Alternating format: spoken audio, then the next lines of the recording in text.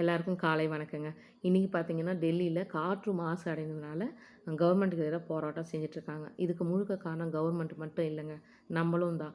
இது பார்த்தீங்கன்னா, நம்ப நெறைய மரம், செடிகள வளர்த்தோம்னாக்கா, இந்த மாரி காற்று மாசெல்லாம் ஏற்படாதுங்க. இன்னொன்னு நம்ப ஏசி அதிகமா யூஸ் பண்றோம். அ நான் யூஸ் பண்றது கிடையாது. அ இதுக்கு என்ன காரணம்னு பார்த்தீங்கன்னா, இந்த ஏசிங்கிறது வந்து காற்றில் இருக்கிற ஈரப்பதங்கள இழுத்து தான் நம்மளுக்கு குளுமையான காற்ற தருது. அது வந்து நம்போ அதிகமா மரம் நட்டு நம்ம வளர்த்தோம்னாக்கா, அது நம்மளுக்கு பரவாயில்லங்க. நம்ம அதிகமா மரம் நடாம விடுறதுனால, அந்த பூமியில இருக்கிற ஈரப்பதம்லாம் அது இழுத்துக்குதுங்க. இன்னொன்னு நம்ம குழந்தைங்களுக்காக தான் ஓடி ஓடி சம்பாதிக்கிறோம் இல்லைங்களா? நம்மள எப்படியாவது குழந்தைங்களுக்கு சிறந்த கல்வி குடுத்துடணும், நெறைய பணம் சம்பாதிச்சு குடுத்துடணும். ஆனா, நம்ம இல்லாமலேயும் குழந்தைங்க இது 2 மட்டும் இருந்தா வாழ முடியாதுங்க.